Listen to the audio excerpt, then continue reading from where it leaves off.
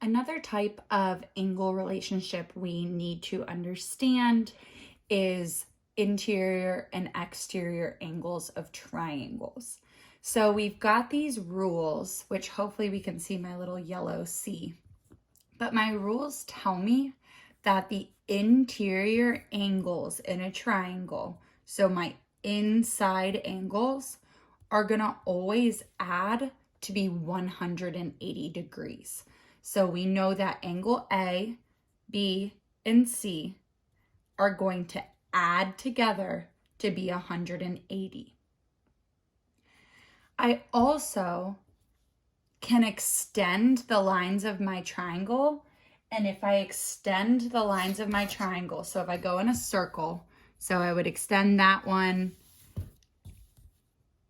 extend this line, and then extend this line, I create exterior angles. So these are our angles on the outside of our triangle that are formed if you were to continue the straight line from your triangle. So essentially your exterior angle is just the angle that's supplementary to its corresponding, or the angle right beside, consecutive, right beside the angle next to it. So these are adjacent, they're supplementary because they form a straight line.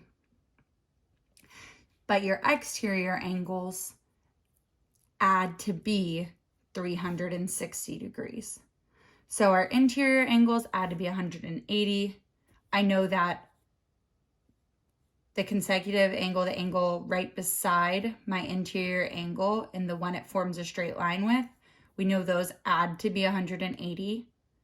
And then I also know that the three exterior angles add to be 360. So these are our theorems that we're just, going to commit to memory, and then I can apply them to problems like these.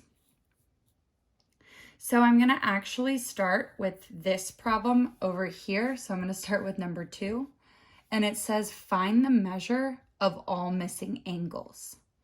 So what I'm going to need to know first is we're just thinking about our interior angles. I know that the three angles inside of a triangle add to be 180. So I know angle 1 plus 43 plus 56 have to add to be 180. So I'm going to just write that down. Angle 1 plus 43 plus 56 equals 180. And then I'm just going to solve for angle 1 because that's one of my angles that I'm missing. I'm going to add 56 to 43, and this will be a calculator active portion, so we might as well use our calculator. 43 plus 56 gives me 99. I need to subtract 99 from both sides.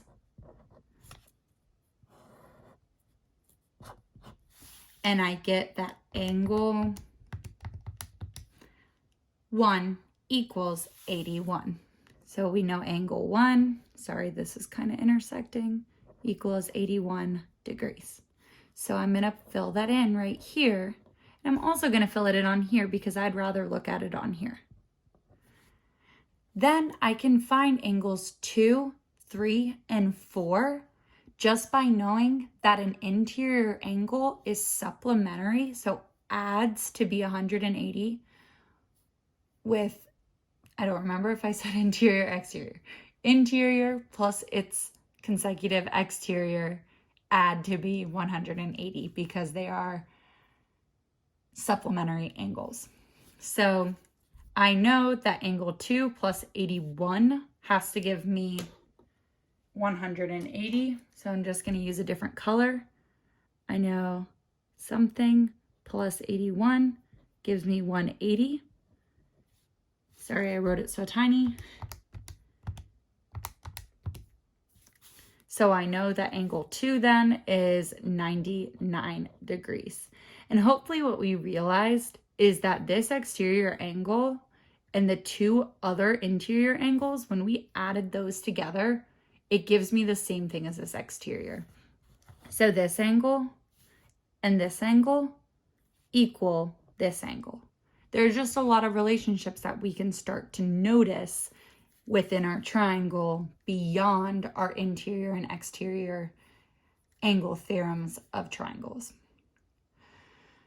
Angle 3 is just going to be supplementary to this 56-degree angle. So I'm going to have 180 minus 56, and I get 124. And then angle 4 is supplementary to our angle that is 43 degrees. So it is going to be 137 degrees. So that's one way that they can ask questions based on interior and exterior angles, or it could look something a little bit more complicated like this. So there are a lot of things happening here. If you remember what I said over here, is that the exterior angle that's connected to one of our interior angles is actually equivalent to the sum of the other two interior angles. So this exterior angle to this angle is equal to the other two added together. You don't have to know that for this, because what we could do instead is just know that if this exterior angle is 123 degrees, then the angle that it is adjacent to, the interior angle, is going to be supplementary. So I have 180 degrees minus 123 degrees. That gives me 57 degrees. And if I know that, then I can figure out what X is, because I know that my interior angles need to add to be 180. So that's what we're gonna do first. So I have 57 plus 2x plus 8 plus 3x plus 5. And I know these have to add to be 180. So I'm going to combine my like terms.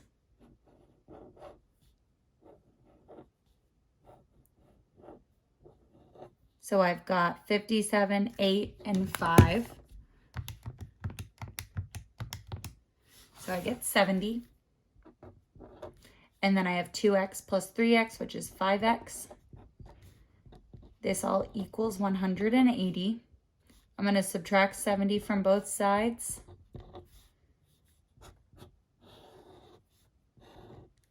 And I get 5x equals 110. I'm going to divide 5 on both sides. And I'm going to get x equals 22. That's not what the problem is asking. The problem is asking for the measure, that's what this little m is, of angle BAC. So this is another little piece of information. When it is laid out like this, measure of angle BAC, you know that you're looking for the angle that is made up if you start at B, so that first letter, and you go to A and then C. So it's the angle formed when you go from B to A to C. They could also call this angle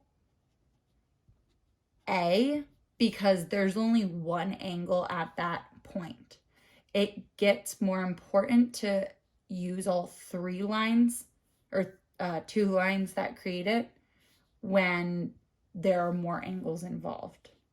So you're looking at angle A, that measure. So we need to not just know that x equals 22, but I have to plug in 2x plus 8 because that is what I actually need for this problem.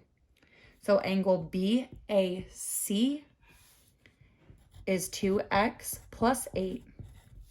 I know that x equals 22. So then I know that after I finish solving for this problem, that angle BAC, this angle right here, is 52 degrees.